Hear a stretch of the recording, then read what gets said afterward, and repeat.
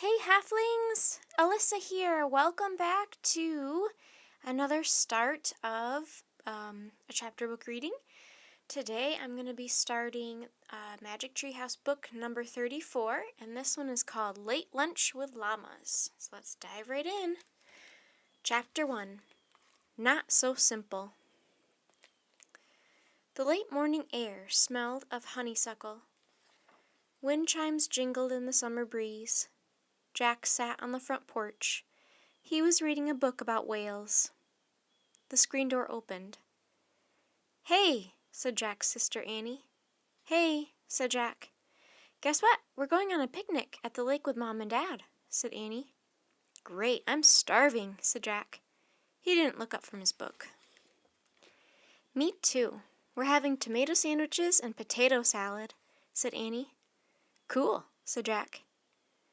"Yikes, look," said Annie. "A giant bird." "Funny," Jack kept reading. "Seriously, super big," shouted Annie. "Look, look." Jack was sure Annie was kidding, but he couldn't help himself. He looked up at the sky. "Whoa," he said. An enormous black and white bird was circling above the house. It had a wingspan of at least 10 feet. "I don't believe it," cried Jack. He jumped up from his chair. "It's a condor." "What's that?" asked Annie. "The world's biggest vulture," said Jack. "Condors survive by eating mostly dead animals. Sometimes they hunt small living ones." "Oh, that's sad." "No, it's nature," said Jack. "Condors are amazing, but they don't live in Pennsylvania. How did it get here?" The condor flapped its wings and rose higher into the sky. It curved and glided toward the Frog Creek woods. "It's a sign," said Annie. "Come on," said Jack. He grabbed his backpack. "Mom, Dad, we're going to the woods," Annie called through the screen door. "We'll be back in time for the picnic," yelled Jack. He and Annie hurried off the porch. They crossed their yard and ran down the sidewalk. "There it is," said Annie, pointing. The condor was soaring above the trees. It vanished behind the treetops. "Go, go!" yelled Jack. Jack and Annie ran down their sidewalk and dashed into the Frog Creek woods. Sunlight streamed between the trees. Jack and Annie ran through shadows and light until they came to the tallest oak.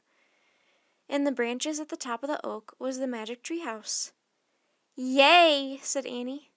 "Where's the condor?" asked Jack. "Maybe we can see it from up there," said Annie. She and Jack scrambled up the rope ladder and into the treehouse. A book lay on the floor in a pool of sunlight. Jack picked it up. On the cover was a photo of tree-covered mountains rising above white clouds. "Wow, beautiful," said Annie. She read the title of the book, Travel Guide, The Andes Mountains of Peru.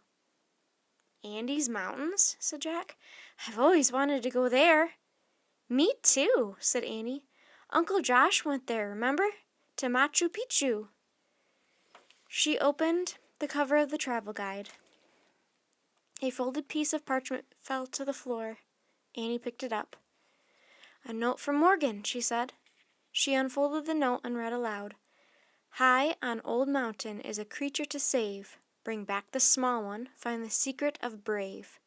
When faced with great danger, old legends will help you. Words from your book will give you a clue." Annie looked up. "Okay," she said. "Ready?" "Hold on," said Jack. "Is that all she wrote?" "Yep," said Annie. "We go to Old Mountain, we save the small one, old legends will help us, short and simple." Not so simple," said Jack. "What is the small one?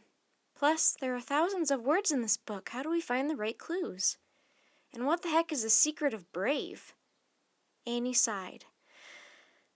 "Let's answer one question at a time. We can't solve a problem until we know what it is." "You sound like Mom," said Jack. "Okay, ready to go?" "Ready for anything," said Annie. Jack pointed at the mountains on the cover of the travel guide. "I wish we could go to the Andes Mountains in Peru," he said. The wind started to blow. The treehouse started to spin. It spun faster and faster. Then everything was still. Absolutely still.